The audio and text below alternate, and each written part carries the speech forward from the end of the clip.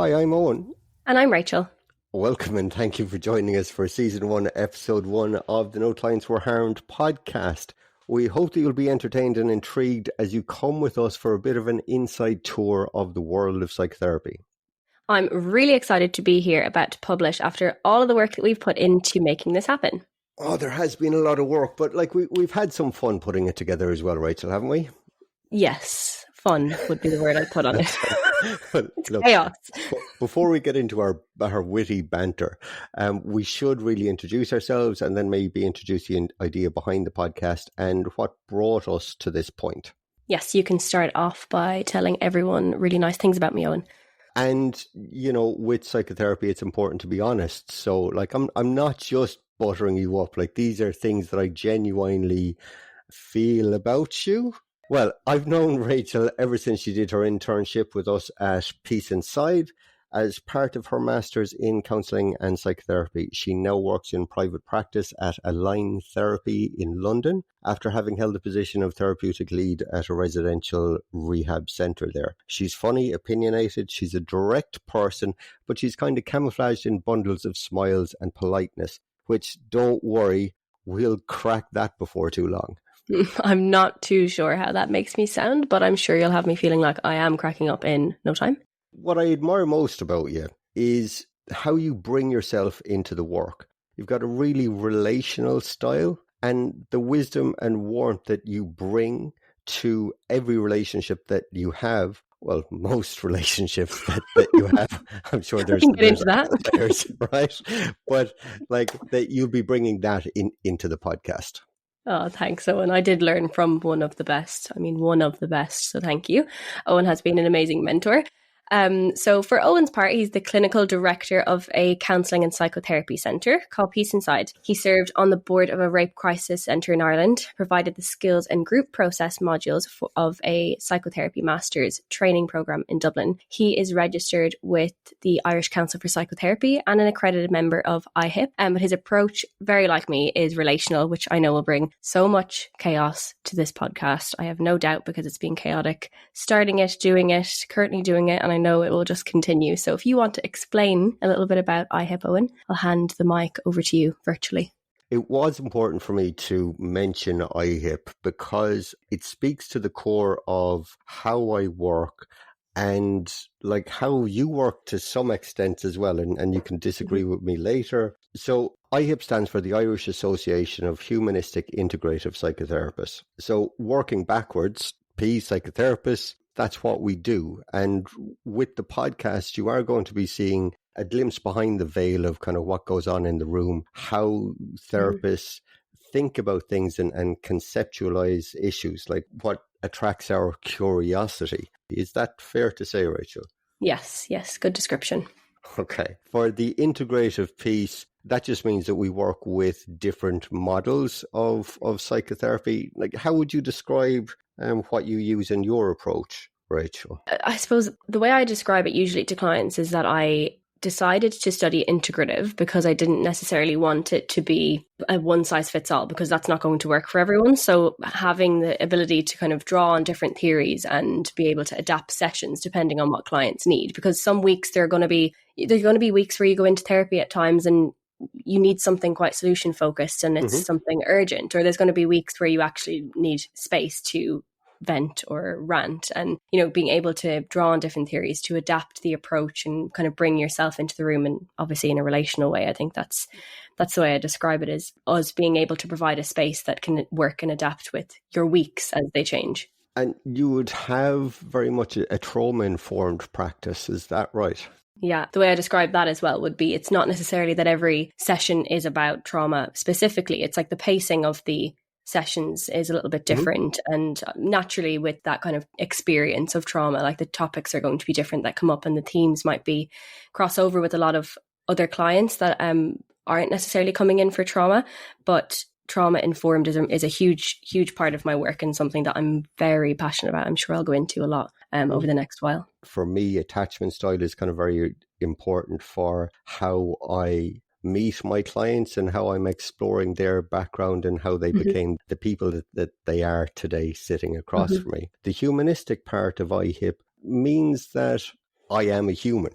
So I believe in the goodness, wisdom, and the potential that we all have as individuals. When I worked with people, the first thing that they meet about me is my humanity.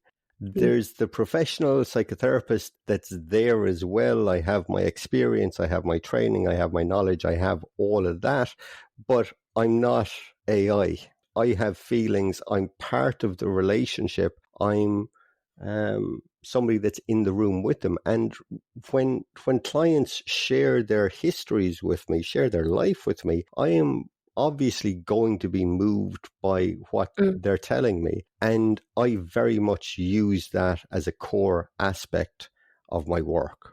It's something that you very much like ingrained in me from the beginning, because when I came to you about, obviously you were my boss at that point, no longer, thankfully, but you were my boss for quite a while while I was training, and I was super nervous, and I was like, I kind of had this perception that coming into a private practice as a student, you know, that I should know what I'm doing and I should have it all together and I should be able to regulate my emotions in a way that my employer doesn't know that I'm really stressed and, you know, I feel like I don't know what I'm doing.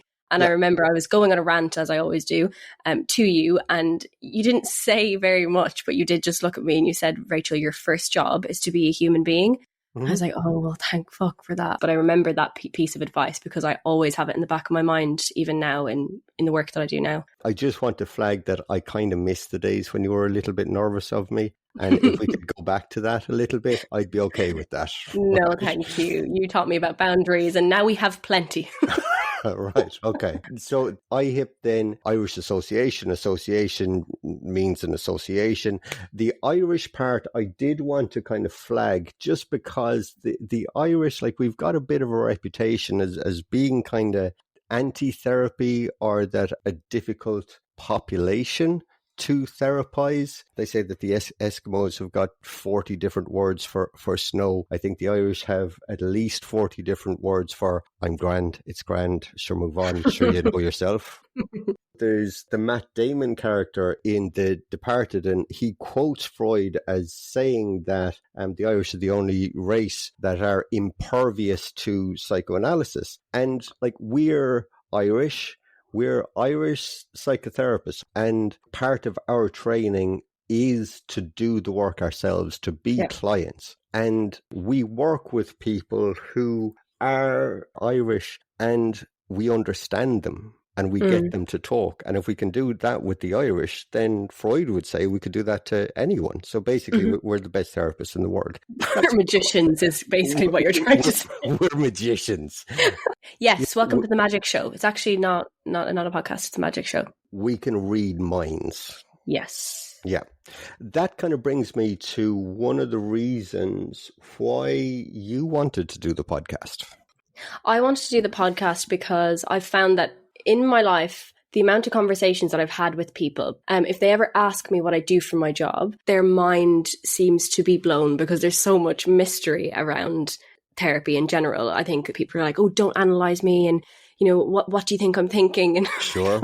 But I'm not psychic. And, you know, I think there's this kind of, oh my God, what happens in therapy? Like, what do you actually do? What do you say to people? Like, what would you even say if someone came to you?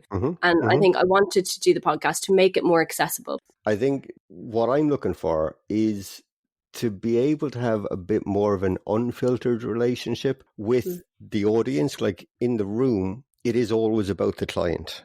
And this podcast is going to be about me. No, like, I'm going to be a bit freer about maybe kind of self-disclosures, the things I talk about, my opinion. It's going to be an avenue or arena where our compassion, our empathy, our respect for the process of therapy, but we're reaching a much broader audience and addressing some of the most common themes that we hear repeatedly coming into the rooms. Definitely. Our opinions, I hope, are going to go against each other at some points, which they tend to. Yeah. I'm not a young lady. I don't know. Are you a young lady? Okay.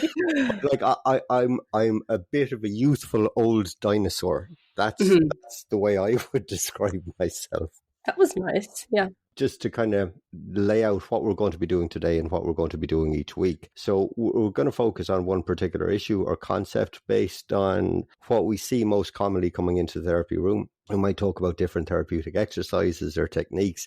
We might talk about parenting or inner child work or the empty chair technique or like any of these things that do sound very strange in the therapy space, and to kind of just at least introduce them. I think like one of your favorite segments is going to be our case studies. Like if a listener wants to send us in something, a particular problem they'd like us to explore in depth, we might use that. But to start off the podcast, we're going to be taking different little scenarios that are representative of the issues that we've been looking at. And I think you've been having some fun with that. I do love, I love the case studies. I think they're very interesting. And I think that makes me very curious about where you got the ideas from. I've been reading your diary again. That's that out. Yeah. Today, then, as it's the first episode, we're going to be talking about boundaries, what we see as the difference between counselling and psychotherapy, how different boundaries are appropriate in different relationships, and even as the same relationship changes, types of boundaries. I just want to mention the kind of confidentiality aspect of it, because confidentiality in psychotherapy is such a strict boundary, and we're both active psychotherapists. We continue to see clients.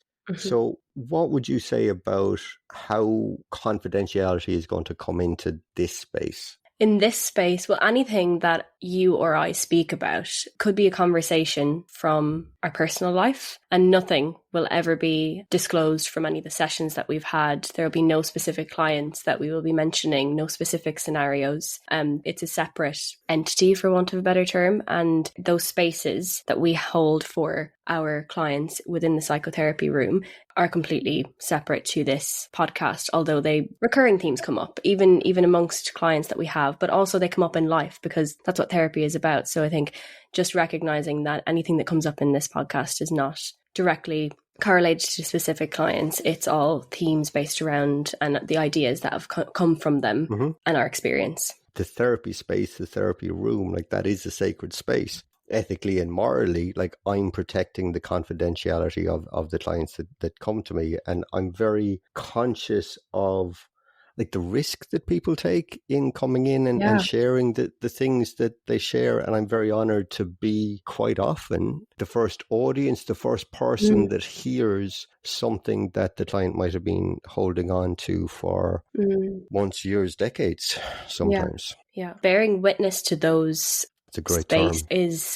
is the greatest honor. I think it's such an honor to sit there and be the person that people share that with, but also respecting the fact that the client's experience may be really scary. Even if we come into the room, we're quite casual, although professional, and there's boundaries there, definitely. But the way I speak to clients is the same way that I speak outside of the room in a lot of ways. Not in every way, but in a lot of ways. When we're in a room with our clients and we're so natural, it's because we're brilliant therapists. It's not because that we're just casual and we're just being ourselves and there's nothing going on in our brains. No, we're brilliant therapists all of the time. All of the time. I just want our audience to know that and to be sure of it. Yeah, I can argue that one later, but I hope our audience, you guys, don't take me seriously when I'm saying that I am a brilliant therapist, because like my clients are the best therapists. My clients would tell you that I am flawed, and I'm okay with being flawed because that's the core of it, to be human. So within every relationship, there is going to be rupture. The relationship, whether it survives or not, is how you manage those ruptures, whether it can be repaired.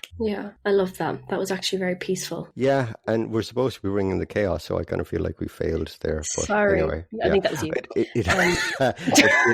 It has to be an ebb and flow and up and down. Like there needs to be a bit of lightness. So, like I think it is appropriate to have some humor to again kind of bring that humanity and maybe to take the piss out of a situation a little bit. But always with this podcast, fundamentally, there is a respect for the process of therapy. There's a respect for the process of the clients that we work with and for our listeners. We're supposed to be looking at boundaries today, like going to get into the case study like quite quickly. Why did we decide on boundaries today? And how do boundary issues present with you in the room?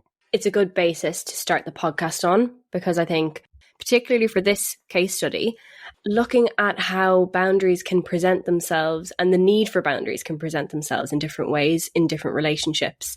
And they're not always very straightforward. They're not always objectively in your face that, like the need for a boundary isn't necessarily always very clear, which I think is why it comes up time and time and time again. I don't think there's any client that I've ever had that, hasn't had some type of conversation around boundaries, even if that is an excessive amount of boundaries in a lot of ways. There's always a conversation around it. And I think this particular case study is a good example of looking at how the need for boundaries can creep in a very sneaky and underlying way. So I like starting off with this. I talk to people, and when I say talk to people, that might mean clients, past or present or future. It might mean family, it might mean friends, it might mean I talk to a lot of people. I hear from people that they don't understand boundaries. They don't know what they are. Like that no is a complete sentence. It's okay to say no. Let's pretend I don't know anything about boundaries. If you talk to me as if I don't know anything about boundaries, what are the core things? Before we get into the case study, could you explain to me a little bit about boundaries, what we might be looking out for, as if I don't know anything about boundaries? Well, there's lots of different types. So if we consider physical boundaries, they're obviously the boundaries that are very, very important for interactions in your everyday life, your own space, like having your own space. But I think that description can even come into the emotional side of boundaries. So understanding what your level or standard is of that you feel is acceptable behavior or interactions or treatment towards you within relationships. And sometimes I find when people don't know anything about boundaries or don't understand them, a lot of the time they can have a perception that boundaries are extremely rigid and restrictive and aggressive almost. When actually, I think the more that you explore the concept of what a boundary is or what a boundary means for people in relationships and different dynamics, it's actually also an opportunity to give yourself more space, because a lot of the time it can sound, like you said earlier on, no is a full sentence. That can sound quite definite and, like where something ends and begins and that's the end of it. When in reality, a boundary is actually a lot of the time a really lovely opportunity for you to give yourself more space. So understanding what you feel is acceptable or what you are comfortable with in a relationship and what you bring to a relationship, so you can recognize where boundaries need to be put in place. To kind of add to what you're saying, it occurred to me as I was listening intently to the really valuable information that you were sharing with me. But you had lots of good points. It's the prevalence of boundaries, whether we recognize them or not, that from our parents instilled boundaries on us, like what was allowed and what wasn't allowed. But also they were probably the first people not to listen to our boundaries. As children, we don't get to decide what we do or what we don't do. And if we want to stick our hand in the fire, absolutely our parents need to say, don't stick your hand in the fire, and it doesn't matter how much you want to do it. But there is something there around how weaponized boundaries can become. If you're saying to somebody no, or that's not funny, and the retort is, oh, I'm only joking, you're taking this too seriously, you're overreacting, you're too sensitive. You're too sensitive. Straight away, that's a dismissal of, actually, my feeling here is that's not funny and I would like you to stop. And it can very often be turned back on the person setting the boundary. Oh, no, I'm not doing anything wrong. It's your problem. And I don't know why this has come up for me, but what popped into my mind is the physical boundary of tickling. That there's that kind of really loving encounter engagement in between parents and children where they'll tickle their children.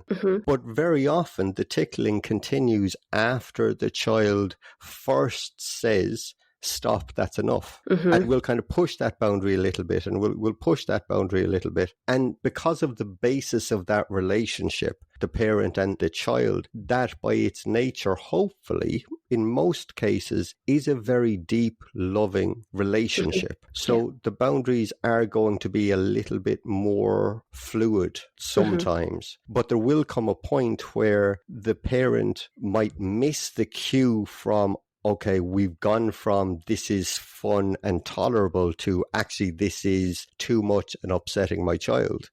But then there can be a lovely process of repair in between parent and child. Oh, I'm sorry, I kept it going for too long, and come here and give me a hug. And like there is that kind of calming reception to it. And recognizing both sides of it as well. Like I think that even the parent owning their own part in it, and then recognizing like the kid's emotion in the situation. I think that's the difference in a healthy dynamic. Obviously the boundary was crossed, but that doesn't necessarily always mean that the intention was negative, or I suppose there's no bad intention. I think does that matter, or how much does that matter? Which part? The intention? Yeah, the intention. If I've been offended by somebody, does it matter that they mightn't have intended to offend me? No, not for your boundary. No. If we have a dynamic that is healthy and an open discussion, like as you described, can be had, where it's like, actually, I pushed the boundary there. I'm sorry. I think having a child in particular in that dynamic, understand where the parent was coming from and why they didn't mean to do it, but still at the same time recognizing that they did do it and it wasn't okay. I think that kind of creates a sense of safety of, okay, they made a mistake, but I actually understand that they didn't mean that, but they still owned their part in it. So I now can feel safe, and I now can, settle back into this. I'm a bit on the fence, really, as to the importance of the intention. The reason why I mention it is because we are going to be doing an episode on toxic relationships and narcissistic partners in particular, something to look forward to. And in those types of relationships, very often the intention is to destabilize and is to hurt and can be quite malignant. But even if the intention is benign, if the person didn't realize that what they were saying was going to be interpreted as offensive, it's still okay to be, I didn't realize that was going to be offensive to you. Let's explore that. Or I didn't realize I was pushing your boundary, because your boundary might be in a different place to my boundary. Yeah. Even if we were of the same gender and of the same generation. Which we are not. Which we are not. Okay, so I think I'll read out the case study. Where we're going to be exploring Deirdre's issue with her ex, Bradley. Love the names. I was going to say Bradley. Yeah. It's an appropriate name. Yeah, it was. Oh, is it? Really? Wow. So, I am a 20-year-old girl, woman. I know... Girl. Woman, surely, no? Okay. I mean, this is something that's important for our listeners, that we have a debate that me as a, very old man want to call you a woman, and you as a young woman want to be called a girl. I would prefer, I think a lot of us would prefer. For an older man to say it, it does give patronizing, doesn't it? Unless you're given permission, which I've just given you permission. You can say 28-year-old girl. Okay, that's important to keep in, I feel. So, I'm a 28-year-old girl. I've just come out of a 2-year relationship with a guy that I really hoped was the one for me. This was only my second serious relationship, and my first was during college, when I guess I was pretty inexperienced and naive. That relationship really wasn't good for me. My boyfriend was quite jealous and controlling, and I gave myself time to recover, and it took me a long time to trust again after that. Then along came Bradley. We started slowly, and Bradley, I mean, it had to be a Bradley, didn't it? It did, yeah. Yeah, Bradley. I mean, obviously it was a Bradley. Yeah, we're already judging. Apologies for all the Bradleys that are listening. I mean, I'm sure that you're a lovely person. Okay. We started slowly. It developed from what I guess you would call a situationship. I didn't think it would turn into anything serious, but then over time, he became a significant part of my life. He had wanted to move in with me, but something always held me back. I wanted to trust him, and he was always kind to me. He was very patient when I used to get paranoid if he had to change plans. He was always very attentive to me, would always come out with me and my friends, and would never let me be in a situation where I might be vulnerable. He was caring and protective. So, where's the problem? I know as I'm writing this, Bradley seems like a dream. Does he? Does he? I'm not getting that. Already there's a couple of amber flags in that. Yeah, they're screaming red. They're screaming red to you. Okay. Yeah. Well, let's go on and let's see what else Deirdre has to say. So there was always something, though, that I couldn't quite put my finger on. Sometimes he would get disappointed if I didn't want him to come out with me, feeling rejected and hurt. He might get a little angry if I had to go out for work and I spoke about my male work colleagues, that little edge of jealousy, but I know how I can be paranoid. There's that word again. I'm frowning, but you can't see. No, give me a vocal frown. What does a vocal frown sound like? Grr. Okay, that just sounds like you're eating peanuts. So my friends would tell you that he was a bit mean to me, saying little comments that put me. My friends would tell me, so she's not saying it. Like, she's only saying it because her friends are saying it. My friends would tell you that he was a bit mean to me, saying little comments to put me down, or telling me that I was overreacting or being paranoid if he cancelled plans. He never felt that my friends liked him. It sometimes felt that I was being made to choose his side or theirs. Wow. I mean, yeah, that's not a great indicator for a relationship, is it? Giving red flag again. Okay, yeah. We had been arguing for a few months before I decided to break up, so she decided to break up. I felt that he wasn't listening to me, or only hearing what he wanted to hear. He would bring back up all of the times that he had shown he loved me, and that no matter what he did, it was never enough. And that I still wouldn't let him move in with me despite everything he had done for me. That sounds like quite transactional, doesn't it? Like, yeah, I've done everything I've done for you. It's repeatedly everything I've done for you, not like, okay, this is interesting. Yeah. In one argument, he was quite aggressive verbally, and it reminded me too much of that previous relationship.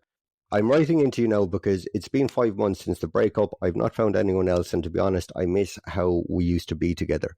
He has tried a few times over the last few months to make contact, sending me messages on our anniversary or my birthday, or those thinking of you texts. Oh, so nice. Recently, I'm supposed to be the cynical one. Anyway, recently I met back up with him for a chat so that we could both move on and find some closure.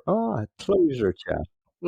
Closure, keyword, non-existent. Yeah, well, I think out of 80% of all of the closure chats ever had in the entire world, they sleep together again, don't they? Like, isn't that the thing that happens? Yes, they do. So he looked good and seemed happy. He's been to therapy and... it's been 5 months and he's been to therapy. Brilliant. Okay. He's probably solved therapy now, completed it, boss level. Yeah. There you go. So he's been to therapy and says that he has learned a lot about himself and how he used to make other people responsible for his feelings. He regrets how he behaved and forgives me for not wanting to move in with him. Hold up. Well, forgives her for what? For rejecting him, I guess, because she wasn't ready to move in with him, and he understands that and forgives her for hurting him. That's what I'm getting from it. Okay. I think he was a bit flirty, reminding me of the chemistry we felt when we first got together, and to be honest, I felt it again. He says that he is a different man now. He's 36, by the way, and wants to settle down. Wasn't that the issue? Anyway. So that was why he was putting pressure on me to move in. He seems to have learned his lesson. I am conflicted. I was alone for so long after my first relationship, and I was with Bradley for 2 years. What if I'm throwing away the best relationship that I will ever have? What do you think? Should I give him one more try? No. Wow. Okay. There's so many issues. I'm really hearing no growth or learning from what I can hear from him, particularly about I forgive you. I forgive you for having a boundary. Like, I'm getting angry. I forgive you for having feelings. I'm confused. Yeah. Channel it. Use it. Such rose-tinted glasses, which it's so common to have that emotional response of, I cannot deal with this anymore. You know, you're not listening to me. She said I broke up with him because he was not listening to me. I'm done. I've set a boundary. Finally showing up for herself. Amazing. Great. Mm-hmm. And then the quiet nights, I assume, and the kind of lack of intimacy, and then the rose tinted glasses goes on, and it's actually, that was nice company, and actually that wasn't so bad. And we tend to forget the anger or the disrespect or the lack of boundaries or the lack of consideration for our own emotions and all that. And then it's like, well, maybe it wasn't so bad. Like the settling is getting to me. Like it just, what if it's the best thing that I ever had? It's not. It's not. Deirdre, I can tell you right now, that's not the best you're ever going to have. In the 5 months I've been to therapy. 5 months. You've heard of the term hoovering, yeah? Yeah. Is there a bang of that off this? Yeah. Yes. Like what was it? I sending anniversary messages. Well, maybe, sir, you probably should have done something nice on our anniversary. And I assume he wasn't necessarily showing up in that way either during the relationship. But I think it's so interesting that after a breakup, when someone recognizes or sees what they've lost, it's like, oh, now I can actually say happy anniversary. And now I can say I miss you. Or now I can check in and sprinkle. What was that? Hansel and Gretel. I'm going to give you some crumbs and see if you pick them up. See if you're in a place that's vulnerable again, and you'll actually pick up what I'm putting down. Yeah. And oh no, don't follow the trail. It brings you. Isn't that a witch's house or something you get to? Yeah, that's what it would be. Checking to see if she's in that vulnerable state. Like, would you really read that into it? Yes, definitely. Like, is she? Him wondering if I give her anything, is it going to be picked up? Like, if I give her any type of attention, is she still in a place where she's open to any conversation, even the closure conversation, or is she willing to give me in any way, shape or form the time of day? And if she does, that for him, that's fucking great news. That is ego boost. That is, what I did wasn't that bad, was it? You'll listen to me now, won't you? I can tell you what I've learned. Oof, yeah. You can tell me, but you've not shown me anything. Yeah. So, yeah. Yeah, I think there are so many red flags in this. And like the term that comes to mind for me is that she is no blind. It's kind of like snowblind, but she's not seeing the nose in this relationship. I'm deadly serious about this, Rachel. I am going to squeeze no blind into this podcast and that's it. Because we've all been there. We've all had experiences with people where something's been a little bit off and we've ignored it or minimized it or invalidated our own feelings on it because of our projections of what we hope the relationship is supposed to be. She also said there was always something, though, that I couldn't quite put my finger on. That is a red flag that needs to be addressed internally in her, because that is your gut feeling saying there's something off and I cannot put my finger on it, because that dynamic of back and forth of, well, he is nice, though, and he is really good to me and he's very protective, even though your gut feeling is probably screaming, being like, this is not good. This is not good. Like the fact that she's named that, I couldn't quite put my finger on it. That's so common, I think, and ignoring that and dismissing that is, it's not good. Yeah, in a case like this or a situation like this, like, okay, stop. Let me pause there. For the context of this podcast, and if we're looking at counselling and psychotherapy, like if I imagine that this is a client that's coming into me, the counselling part of it is looking at the situation that's happening right now. Yeah. And she's trying to make this decision. So I'm encouraging her to really kind of stay with her own feelings, to listen to what her intuition is trying to tell her. Like that's clear throughout this case. Something feels off, but it's like she feels like she needs a reason to end what has become a relationship and to justify the ending of the relationship. And actually, the only justification that's needed for an end of the relationship is, I'm not feeling this anymore. Yeah. That's herself, her gut feeling. Yeah. Yeah. And it's kind of gone from a situationship into a relationship. So if we're looking at it from a psychotherapy point of view, where my curiosity is going is, I can see that she's already had a relationship with somebody that she describes as quite toxic and problematic. And I do really feel for her. Like she's had that formative experience within a relationship and she recovered and she got herself out of it and she gave herself what she needed and she gave herself 2 years or whatever it is of a break. And like she deserves a relationship where she's going to be seen and validated and respected. And I can see, like, if I step into her shoes, she's been on her own for 2 years. There's been a few guys come and go, but nothing really serious. this has crept out of nowhere, and now all of a sudden he's carrying her hopes for romance, her hopes for relationships, her hopes for partnership and connection. And she knows the pain of facing up to the ugly truths of what a relationship has been. And she doesn't want to do that again. She doesn't want to see that again. So she's protecting herself. Yeah. That makes so much emotional sense to me. I get it.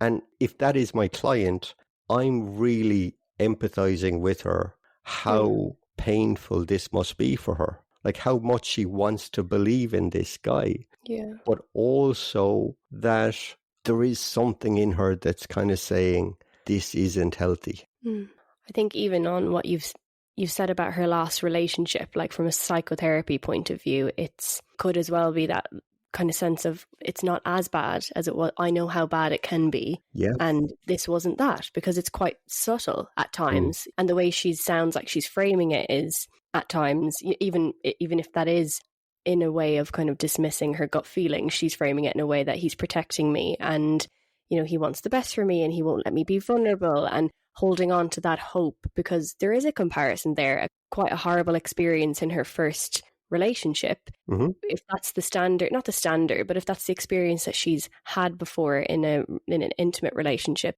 and this isn't necessarily objectively as bad as that, it's really difficult emotionally to say this is bad enough to leave. I have so much empathy for her, because if your gut feeling is telling you something and at the same time you're convincing yourself of something else, and so is he very much convincing yourself of a different reality, it's really hard to get out of that, because your basis that your own experience is going to inform your current reaction. And if your own experience was a lot worse than this situation, it's really hard to get out of that. I'm sad for her.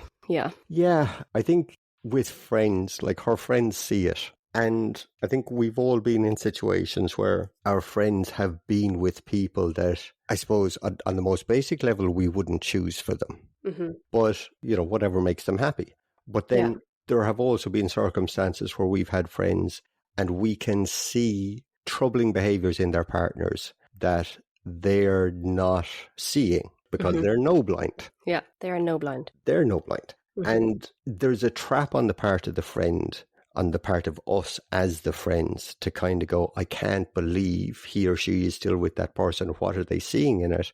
And the friends tends to miss how lonely that person might be, how much they are invested into the relationship, how badly they really want it to work. The heartache that's there, like it's fucking hard to leave a toxic relationship because it's not all toxic. Yeah. Like part of, and again, we are going to look at more detail at kind of toxic relationships and narcissistic relationships. But like you mentioned, kind of breadcrumbing, here's the breadcrumbs that you follow along. They kind of inculcate that behavior of you have to show me that you're worthy to go out with me. And then the person gets entrapped to kind of prove themselves and look for any faint praise. And they absolutely lose track of themselves. It becomes, how can I prove myself to be good enough to be in this relationship with this person? And we tend to lose sight of, actually, hold on a minute. Is this person the person I want to be in a relationship with? How are they showing me that they're good enough? Yeah.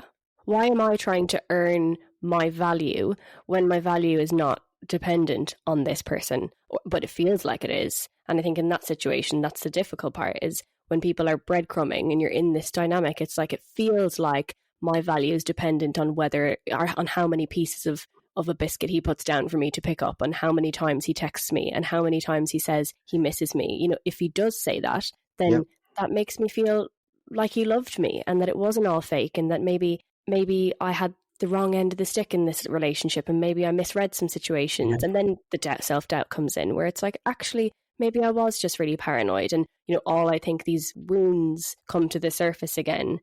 Yeah, that loneliness and the lack of an intimate relationship. Maybe her friends are in relationships, and that all plays a part. And I think it's very easy. You know, it's not I'm not judging friends at all. I think it's very easy for friends to look at something and go, wow, that's objectively wrong. They shouldn't be with them. But they're not considering all the other elements that play a part in this girl's decision making or inability to kind of make a decision. And just kind of generally as an aside, a tip for somebody, if you find yourself in the position of supporting somebody who is in a toxic relationship, like a truly toxic relationship, or maybe even an abusive relationship, not to be judgmental about it, but to help them to relationally explore what effect that relationship is having on them.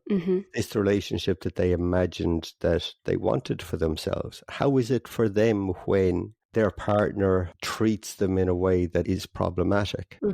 Because as they're answering the questions to you, they're hearing themselves answer the question. And that'll tend to get behind their defenses a lot quicker than the accusation of, I can't believe you're still in this relationship. Yeah, and I think that's such a good point, because when people have friends that are in toxic relationships, there tends to be this defense of, well, I love him or her, you know, and they are good to me and you don't see the full picture, which is true. You know, all of that is true. They don't see the full picture. And there is, in some circumstances, a lot of love in the relationship, and it's not all the negative stuff. So that person, a lot of the time, is judging themselves way more than you are. And that's difficult for them to be honest and say, I know this is wrong. Like, I hear a lot of kind of self-loathing in those circumstances, particularly when the relationship ends, of how did I stay in that so long? And I knew that it was wrong and my gut was telling me it's wrong. You know, just because your friend is saying, no, it's fine, you know, be gentle, because as much as you think your judgment might be constructive,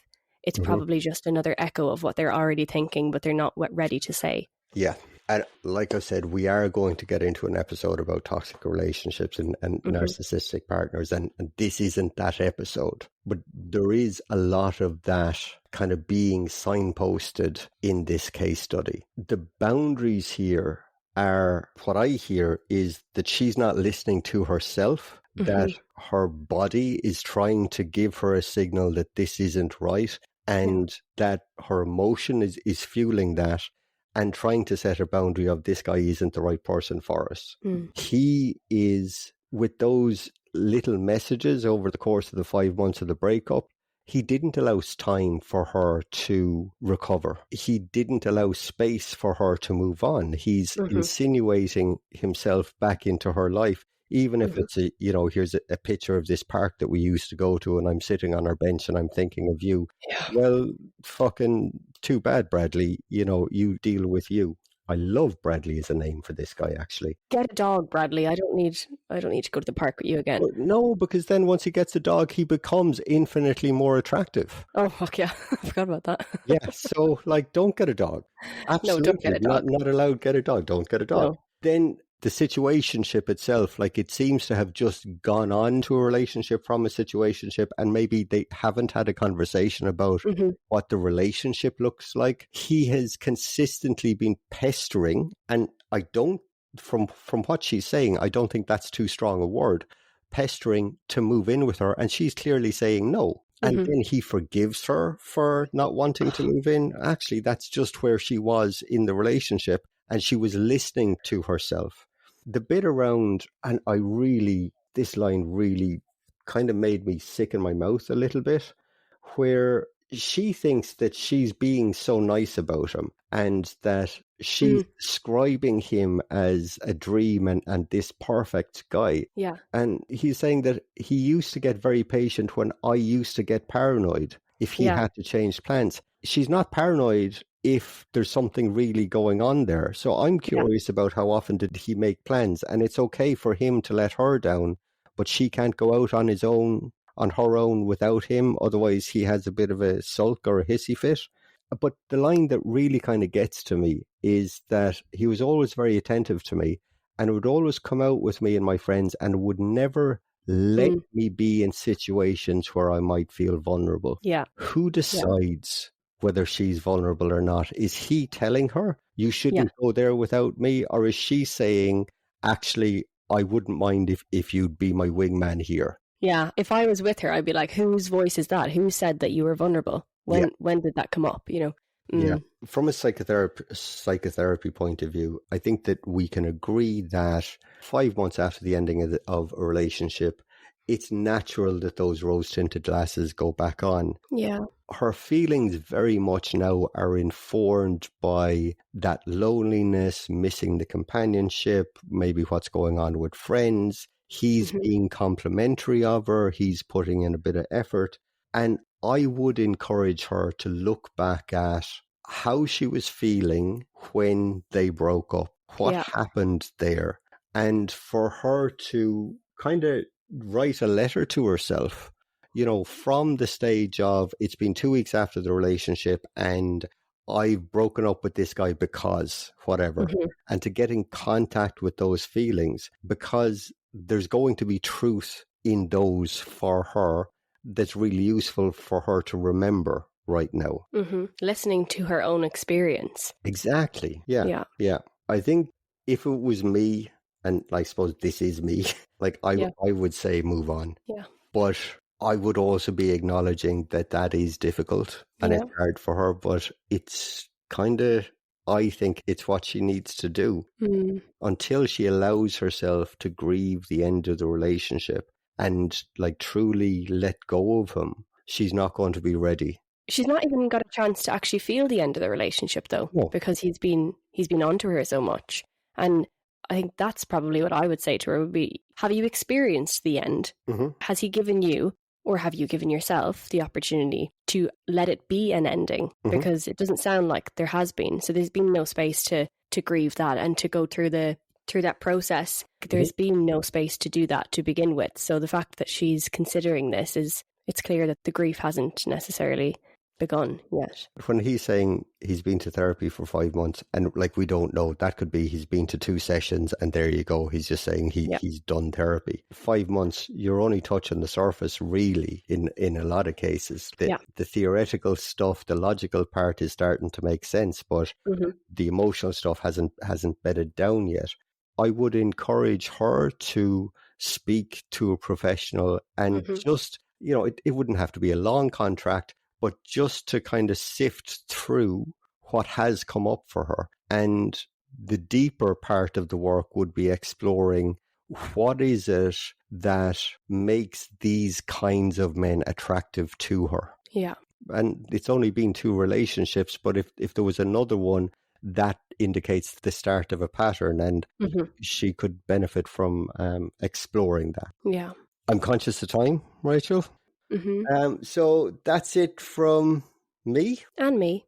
And like, just thanks very much for listening in.